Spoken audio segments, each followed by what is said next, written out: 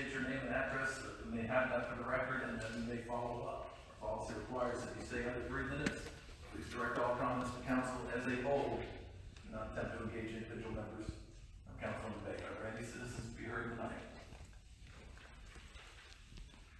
Mr. Mayor and Council, I'm George Boston Rhines, and I've been heard a lot by you elected officials that the voters voted into office about no Georgia flag flown in Valdosta, in front of City Hall, and many other places. I'm not going to mention them tonight. I just left the military base over near Hinesville. That city respects the veteran, maybe because they have a military town there, I'm not sure. But when you travel to Valdosta and around the state of Georgia, Valdosta and Lowndes County is about the only major metro city that I know that does not fly a Georgia flag over the courthouse. The only one.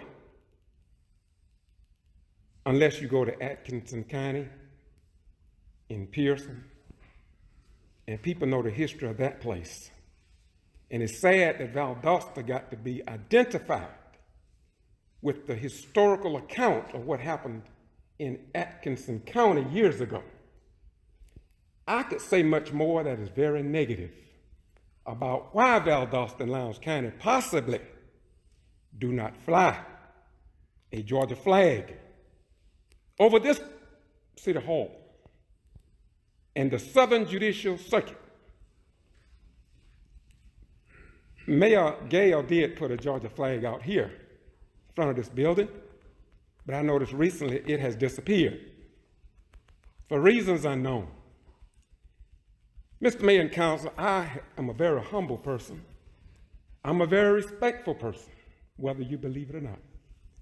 I don't want to go into the history of what I know. I could, and y'all about to force me to do that. And it's going to be ugly for Valdosta. This is why I chose not to do that. I'm trying my best not to go down that road. But I go way back. You see, I'm the one that went out to Moody Air Force Base. When the people on that base saw that those in power, the wing commanders, did not display a picture of President Barack Obama in 2008 when he won the election. I'm the one that went out there and talked to the wing commanders. I'm writing 10 books. You all are writing history. You are in my book already. Your names will be in the book. But somebody needs to know what we're doing here when it comes to our men and women in uniform. It is indeed a disgrace, Mr. Mayor, and I wish somebody would stop it. I've already wrote to the governor, Brian P. Kemp. I'm hoping that he will respond to the cries of the mothers and fathers. Thank you very much. You'll have a good day. Thank you. Are there any other citizens to be heard?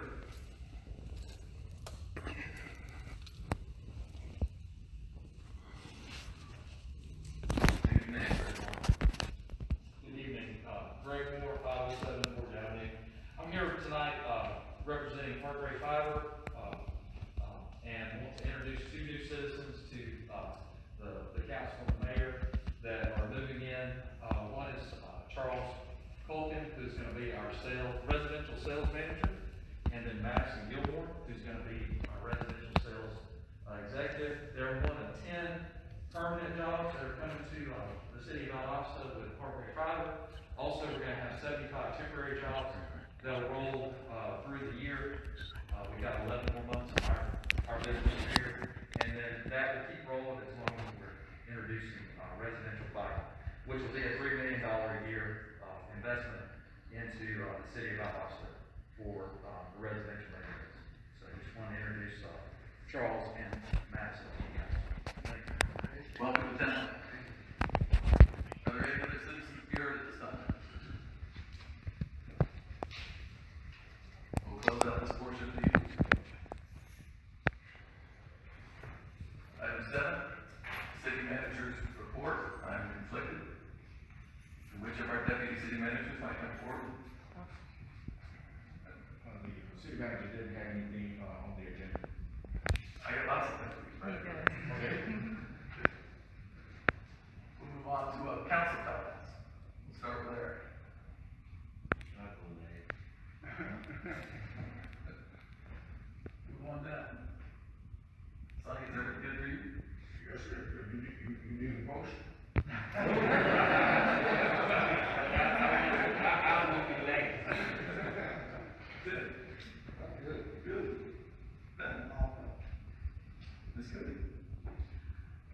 two items, are we gonna have two Santa Claus, or we gonna have one? Just one.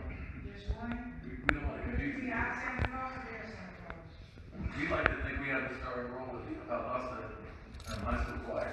We think that lunch is gonna blow everybody away. I just want us to have a Santa Claus that's healthy and not one that's good. God forbid.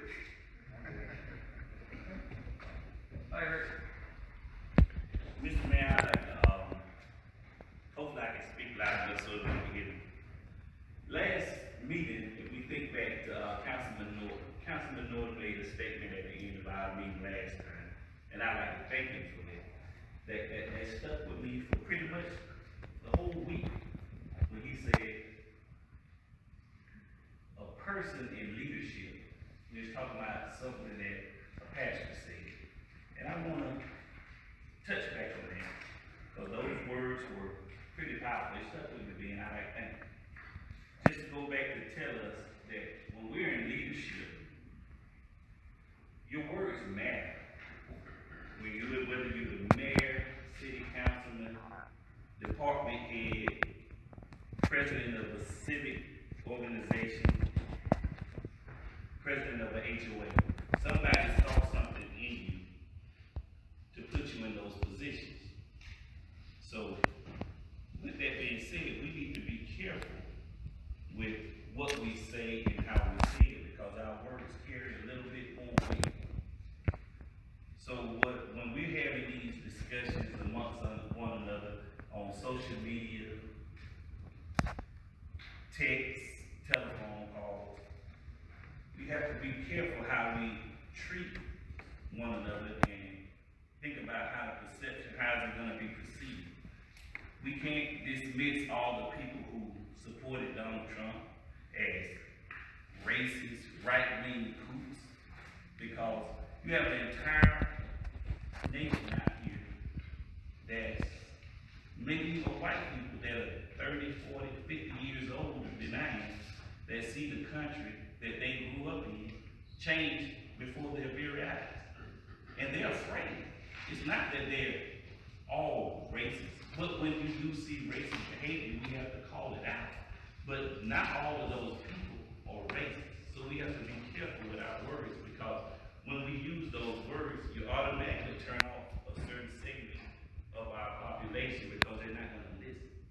Because you're calling them racist when all they want to do is the same thing that we want to do. They want to raise their family, good paying jobs, good schools, and educate their children. And on the other hand, we can't dismiss people that don't agree with us as left-wing, socialist, Marxist, communists, because you've turned them off. Because now we're no longer having a conversation. We're yelling back and forth at one another. When we take our words and sit down and just, before we send that tweet, before we send that text, before we make that, think about how they're going to be perceived to one another. When you look at Valdosta, we are a tight-knit community here. When we look at everything we see on the news, we don't have those issues here. So we need to be mindful what we put out, because instead of us trying to let everything trickle down from the top, how about we spread it out by showing people here that our local governments can get along, our city government and our city school board can get along, our county government and our county school board can get along. When you see older black people celebrate the achievements of the first black president or the first African-American vice president-elect, it's not diminishing the achievements of other people in the community. It's just that they've been told that those things will never be, those aren't obtainable goals. So it's not that they're thumbing their nose at the system or saying, I got you. It's just the fact that when you look at some of those people, some of the things that they went through, that they would never have thought that they would be able to obtain those goals. We have police officers, firemen that go out every day, not knowing whether or not they're gonna go home the next day. But they do it. They want to spouse, play with the dog, play with the kids, and get ready for the next shift and be left alone. We have police officers all across the nation.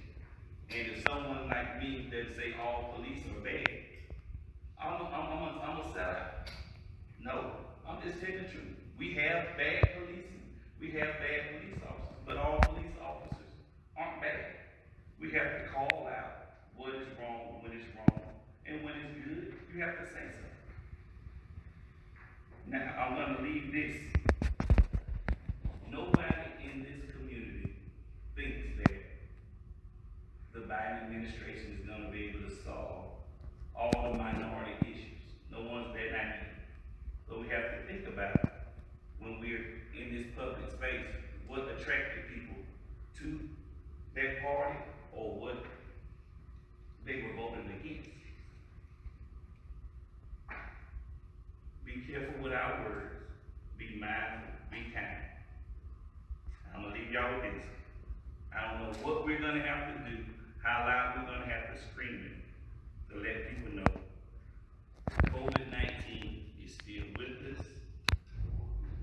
It's still very much killing people. And in our community, if we don't be careful, we're gonna start having to visit our loved ones and relatives in hospitals outside of our community. So I want everyone to keep that in mind, be very careful, be very vigilant over this holiday period. And just be careful and mindful of your words. I'm done. Eric, wonderful. That same president, our first African American president, Barack Obama, saw a video right now saying it looks like we can only solve these problems in America on a local level. He praised the city councils and the county commission. So I think he must be frustrated with that machine up there is moving as well. Let's turn it down on a national front and let's turn it up on a local front. Thank you very much. Mayor. I don't know if it's taken, but to adjourn, I have a second. All in favor? Thank you, everybody, for coming. This is the Get to Free Press, and I'm George Boston Rhines. And it's been approximately 8 years that there have been no flag over government buildings in Valdosta, Lowndes County. I'm only one person out of 60,000. One person out of 60,000. Many pastors, retired generals and colonels, but nobody see the need to fly a Georgia flag in this city and county, as in the other 59 states and cities across the United States. I am not intimidated because they ignore me on behalf of our veterans. I will not stop, but I will continue to talk about the persons that serve this country, and I cannot stop. I took an oath and obligation in January 1971 to defend this country against both foreign and domestic enemies. And just because I'm out of the uniform, I will not stop standing up for your daughters and your sons and your mothers and fathers, uncles and aunties. I have a responsibility that we honor our American citizens in Georgia as in other states. I have written to Brian P. Kemp, the governor of the state of Georgia. I'm in the process of preparing a letter and video to the Department of Defense and the Joint Chiefs of Staff, because I love your children and I love those who served in the armed forces, as I myself. I just happened to come back alive. Maybe yours didn't, but I want you to know that somebody cares. Bye-bye, we gone.